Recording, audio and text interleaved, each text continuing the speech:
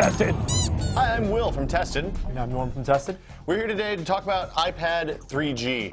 I've had my iPad 3G for about, 10 days now, something like that. It's close enough to the original iPad that we're probably not going to do a full kind of 5,000 word review, but we do want to talk about what's different between the 3G and the Wi-Fi. So Norm has his Wi-Fi. I don't have a 3G yet, and Right. I'm okay with the Wi-Fi. I want to know what's new. So Will, tell me first. Okay. Immediately, what's different? So the big difference is this black plastic strip on the back and on the top. See, if you look at here, you can see it across the top. It's just a little bit, it's where the antenna is so that you can get 3G signal and GPS and all that stuff, because it turns out metal's not really radio transparent. The other thing is there's a micro SIM card slot on the side, right here. And other than that, it's pretty much the same. I mean, the physical, it weighs the same, feels the same, no big difference. Turning it on. Interface exactly the same. It looks exactly the same. I mean, it's the same background, same wallpapers, same icon arrangement, same number of icons on the page. Everything is exactly the same. The only difference is that in settings, you have a couple of different options that show up there. One of them is cellular data, and that's where you sign up for the service. And I mean, you can see it right here. Sign up for the service. You can turn cellular data on and off, just like you can Wi-Fi or Bluetooth or any of the other stuff. And so that way, if you don't want to use cellular data if you're at home, then you can turn it off. It doesn't impact your battery life, and it works essentially just like a a Wi-Fi iPad.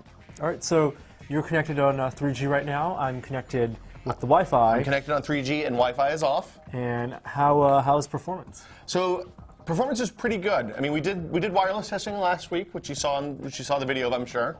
And I mean, the performance was as good as an integrated EVDO/3G download, cellular download card can be. So not as fast as Wi-Fi.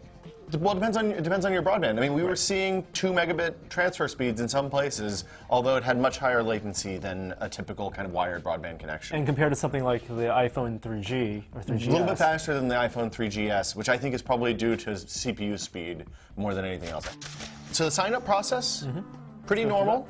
I mean, basically, you just sign up, you put your credit card information in, you agree to AT&T's terms of service, and you say whether you want the $15 or the $30 option. So $15 is for 250 megabytes of data, $30 is for unlimited, which seems like it actually might be unlimited. I'm going to wear it out this month and see when they start complaining. And once you sign up, it's 30 days.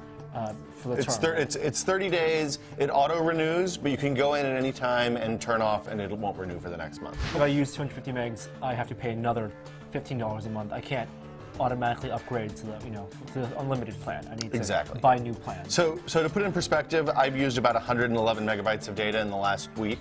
But I've been really using it hard to kind of see what's going on. We've done a lot of speed tests and all that. I would expect that my normal usage would be a little bit lower than that. So the biggest thing, obviously, is video. I've heard there are some problems potentially with video on the iPad.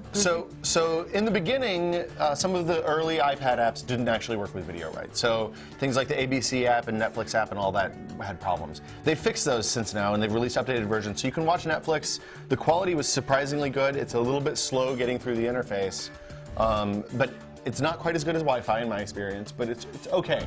So let's queue up something that's high def maybe, I don't know, Clockwork Orange.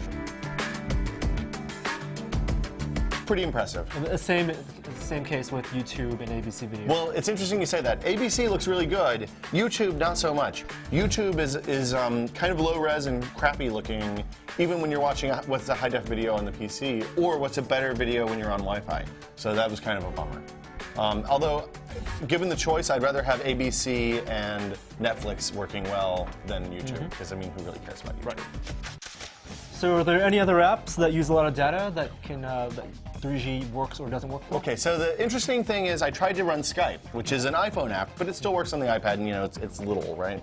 So I signed in, tried to call people, and it gives me this bummer of an error message that says, basically, we're not allowed to do wireless phone calls over 3G due to contractual reasons. So Skype is being prohibited by Apple or AT&T or someone, even though you could plug in your kind of phone headset and talk on Skype when you're on Wi-Fi. So there is no VoIP right now. There's no VoIP that works that we've found so far. I mean, I kind of get that, because for $30 a month, it could really destroy AT&T's whole business model.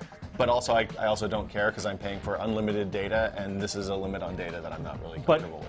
On the other hand, on the iPhone 3GS, It doesn't work either. It doesn't work either. I don't believe so. All right, so when you're in 3G versus Wi-Fi, what's the battery life like? The big difference is it seems like about half. If you're really using 3G, I was out at a coffee shop the other day, you know, doing a little bit of work, playing with the iPad. It seems like it was running down about half the speed. I haven't done any formal testing yet, but yeah, that seems pretty realistic to me. And it's pretty standard AT&T coverage, so if your iPhone works, it's going to work. Interestingly, you have the bars like you do on a normal iPhone or whatever. You know, I've tested in a couple places that there's patently no coverage, like the basement of the Union Square garage. Still showed 4 bars of signal there, which very strange. A little bit weird. So, but it's also an unlocked SIM card. It is an unlocked SIM card, so you can pop out and put a T-Mobile one in or whatever, if you can get the mini SIM, the micro SIM that they're using. Yeah, so a little smaller than the normal one. Big differences between iPad 3G and regular iPad Wi-Fi are battery life is definitely down when you're using cellular. You can't stream YouTube as well, but everything else more or less works. It takes a little bit longer to buffer. Even Air Video works, so I was pleasantly surprised by that. Skype still doesn't work. And it's $30 a month. And it's $30 a month for unlimited. Plus, the iPad costs $130 $130 more than the comparable same size model. So, for Tested, I'm Will Smith. All right, and I'm Norm. Thanks for watching.